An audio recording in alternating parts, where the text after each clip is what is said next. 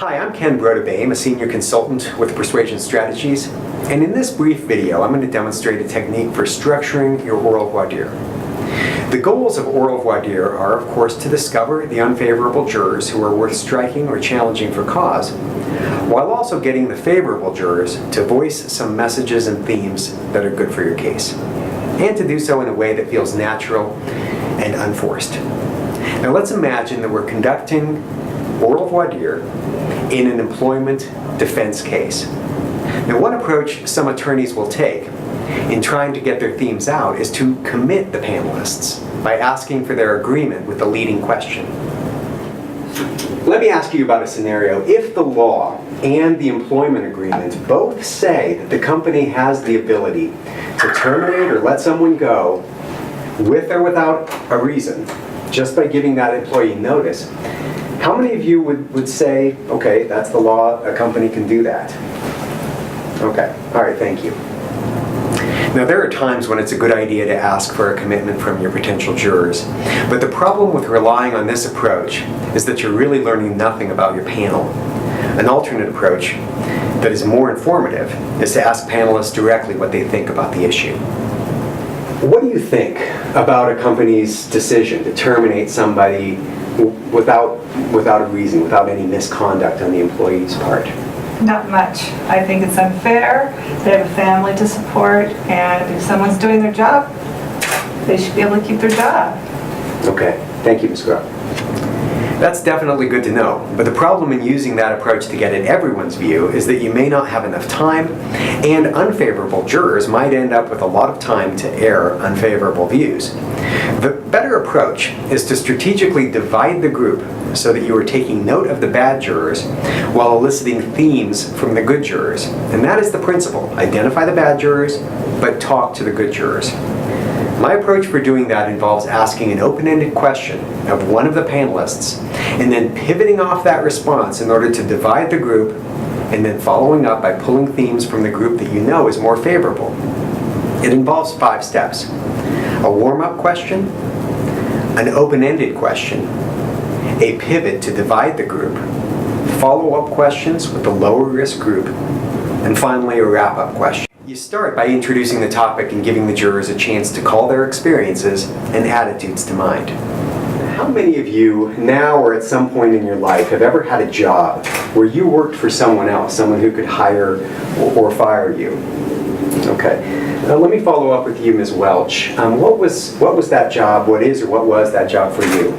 Well, I'm an independent consultant, but I did have a boss who could hire and fire me. Okay. Thank you, Ms. Welch. You may not be learning critical information with this question, but you are priming the pump for jurors to react to the next question by inviting them to adopt the frame of their own experience. And the next step is to ask an open-ended question. Okay, so I'm wondering what all of you think about this idea of at-will employment, the idea that a company can give notice and without having a reason, terminate an employee. Mr. Landis, what do you think about that idea? Now, at this point, they might say something that helps my case, or they might say something that hurts my case. They also might say something that I think the majority will agree with, or they might say something that I'd expect only a few panelists to agree with. I think that employees can understandably have a hard time with that, but companies have that right to do it and make the decision what's best for them. Okay, thank you. So at this point, that helps my employment defense case, and I'd also expect that to be a view held by a majority on the panel. So that influences the next step, which is to pivot off that answer. To identify my high-risk jurors, I want to know who disagrees with what Mr. Landis just said. Now, who disagrees with what Mr. Landis just said? Okay, thank you very much. But because they're higher-risk jurors, I just want to know who they are. I don't want to hand them a microphone to say bad things about my case. The jurors who I want to talk to are those that agree with the statement, and as long as they're in a safe majority, I won't be coaching my opponent on their strikes. Who agrees with what Mr. Landis said? Okay, all right, thank you very much. And that sets me up for stage 4, the strategic follow-up. Not just with anyone, but with those who I know are probably going to say good things. All right. Okay, and who agrees with what Mr. Landis just said? Okay. And Mrs. Long, why do you agree? Well, it's the law, and I think an employee goes into his or her job with that understanding. So that is good stuff for my employment defense, and all the more credible since it's coming from peers and not from the attorney. But the art to this method is how you pivot off the initial open-ended response from a panelist. Well, let's rewind to that step for a second and look at what happens if I hear something different in response to the earlier open-ended question about at-will employment. I find it hard to understand that you could fire somebody who's been hired to do a particular job and they've been doing it well, and then all of a sudden out of the clear blue sky, you just fire them. Okay. Thank you very much. Now, in this case, that's not so good for my case, but it still serves a purpose. In this case, I'll still divide the group, still expect the majority to be on my side, still note the high-risk jurors, and follow up with those who are more favorable. Who agrees with what Ms. Campos just said? That the company really should have a reason to terminate somebody?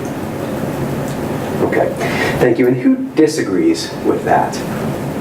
Okay. And let me follow up with you, Ms. Perez. Why do you disagree? Well, if the employee and employer enter into a contract that the employer can get rid of the employee, I think it should be held legally. Good, thank you very much. Of course, there are other scenarios, like a panelist saying something good, but possibly so good it will get him struck because it isn't a majority view. Mr. McDonald, why do you disagree with that? Because the business has to do what it needs to do to be profitable, and behind the scenes, who knows what their actions were. They could have been whining, not doing their job all the time. Thank you, Mr. McDonald. Now, if that happens, you want to tweak it a little when you pivot off that answer in order to get a majority answering in your favor. Thanks, Mr. McDonald.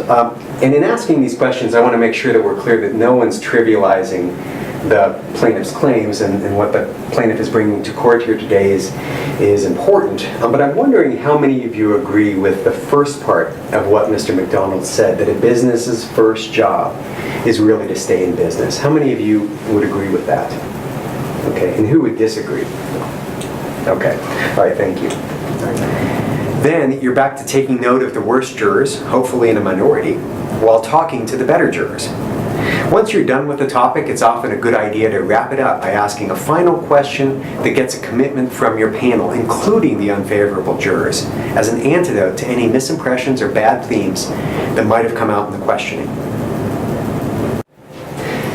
Now, there's been a lot of discussion about at-will employment, providing the company the ability to terminate without having a reason. But I'm guessing most of you would agree that in the real world it isn't very likely that a company would terminate somebody for no reason.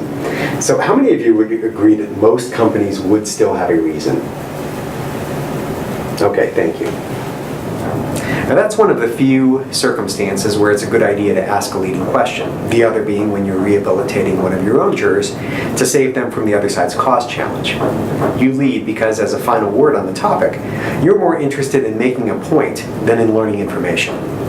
But for the rest of voir dire, your mission is to balance the goal of learning about the bad jurors while still having a mostly good discussion that plants the seeds of your case theme. I think the pivot does this in a way that's easy for panelists to understand and follow. That helps you build some rapport, which is another goal of effective voir dire. There's more information on this pivot approach at our blog, Persuasive Litigator. Thanks for watching.